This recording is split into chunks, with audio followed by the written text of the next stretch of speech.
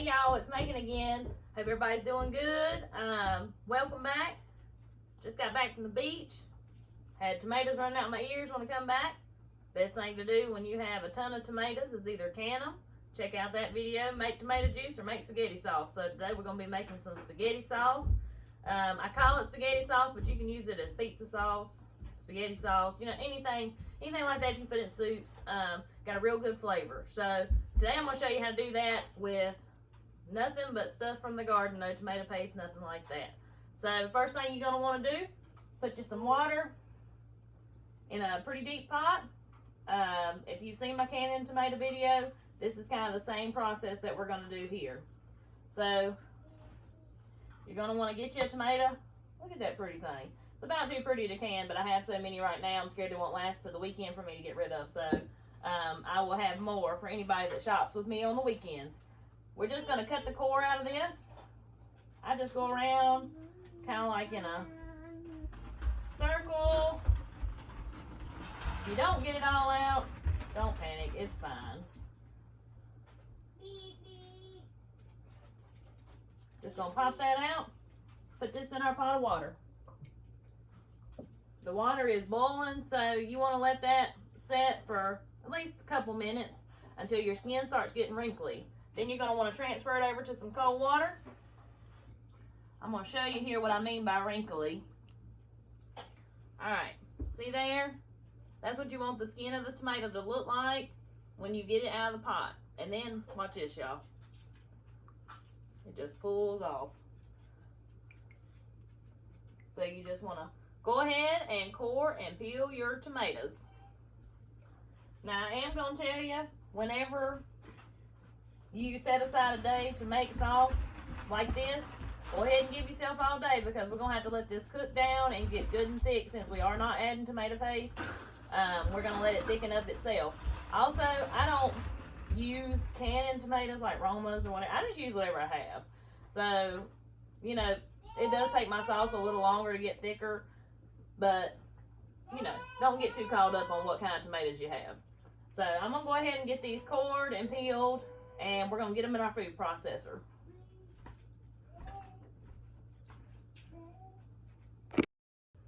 So I've got all the tomatoes cored and peeled. Now we need to go ahead and get our mixture started. So I've got a really large pot here that we're going to be making this in, because I'm making a big batch of it. First thing we want is olive oil. If you buy the off-brand olive oil, I'm just going to go ahead and tell you, if you're doing it for health reasons, go ahead and spend the money on the expensive stuff in the fancy bottles, because that's off-brand stuff. It's usually mixed with vegetable oil, canola oil, the stuff that's not good for you. So yeah, so I like this here. You can definitely taste the difference. All right, so we're gonna get that heated up. And you're gonna wanna chop you up about 4 to 6 cups of onions. So we're gonna go ahead and put our onions in there.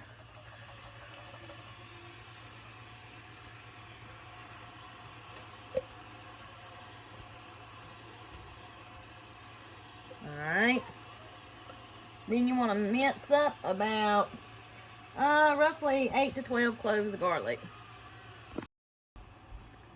Alright, then we're going to go ahead and put in our minced up garlic. If you don't have a food processor, it's the best invention that ever was when it comes to making stuff like this. Alright, it'll save you a lot of time. We'll give that a quick stir.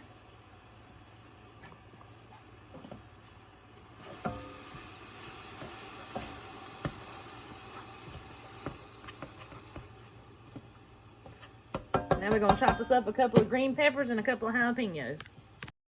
Alright, we're going to dump our peppers in.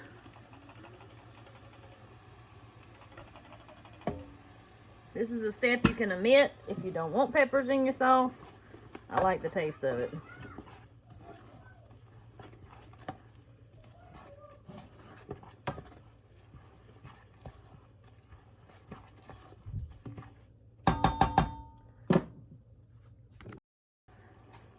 Alright, smell is real good and aromatic, meaning the garlic and onions are really starting to have a smell.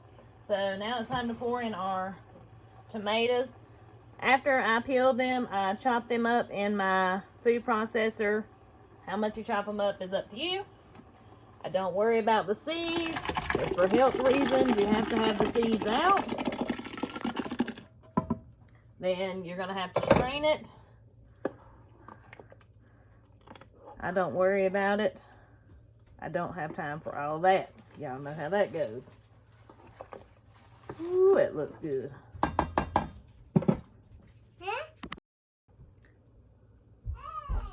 Alright, now we're going to add 2 tablespoons of dried oregano. Actually, I'm going to add a little bit more. There we go. We're going to put some basil leaves in there.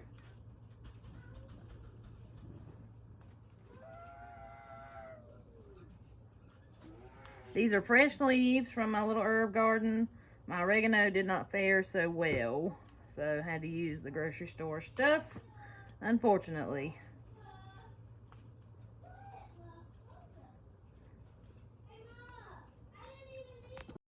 Gonna add in some parsley. This is also fresh parsley from my little garden out there.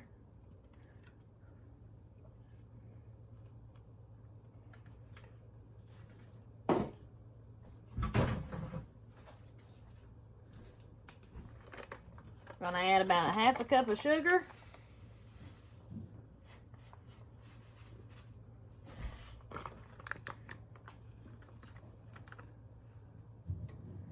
Some black pepper.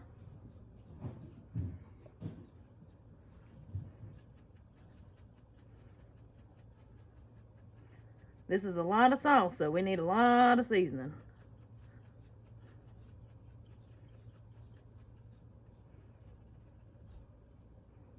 Alright.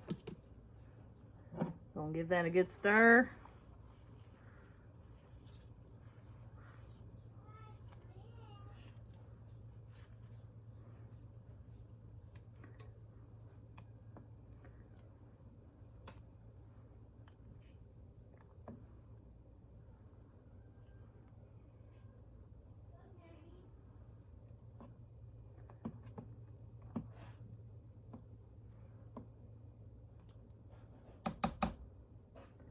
And we're going to let that cook for several hours uncovered. The biggest thing is uncovered because we're going to let that moisture come out of that. We're going to let it simmer, like I said, for hours. And come give it a stir. Maybe once every little while when you walk past the stove, come by and give it a little stir. But just let it cook until it is cooked down, which will eventually happen. Don't lose hope. This is why it takes all day if you don't use tomato paste.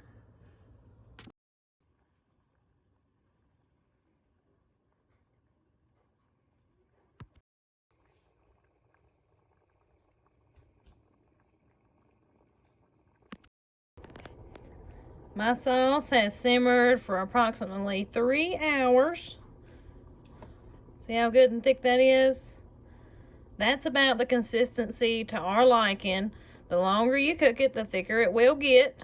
So that's kind of all up to you as to how long you want to cook it. But yeah, that right there, that's perfect for us. So yeah, we're going to get this in the jars. Alright, our sauce is ready to put into our jars. So I'm going to get me a hot jar out of my oven.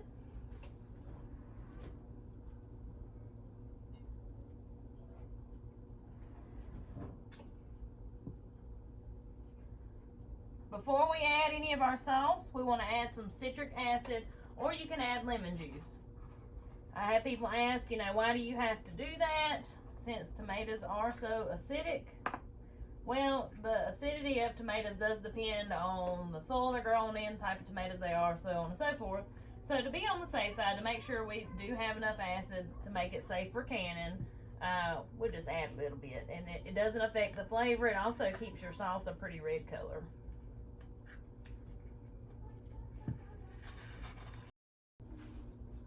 We're going to take our funnel, put that on there, give this a good stir. I'm going to cut my heat down. And we're going to go ahead and start putting this in. It smells so good in my kitchen right now. So, so good.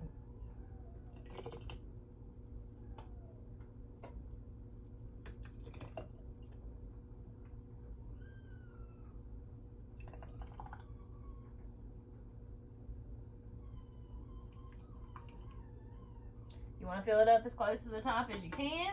So that way we don't leave a lot of room for air, mold, nothing like that. Okay? Take our little funnel out.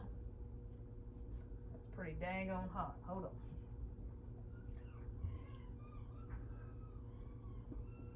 Alright, see there? Beautiful spaghetti sauce, pasta sauce, every what you want to call it. You can use it as marinara sauce. So I'm going to get the rest of my jars full.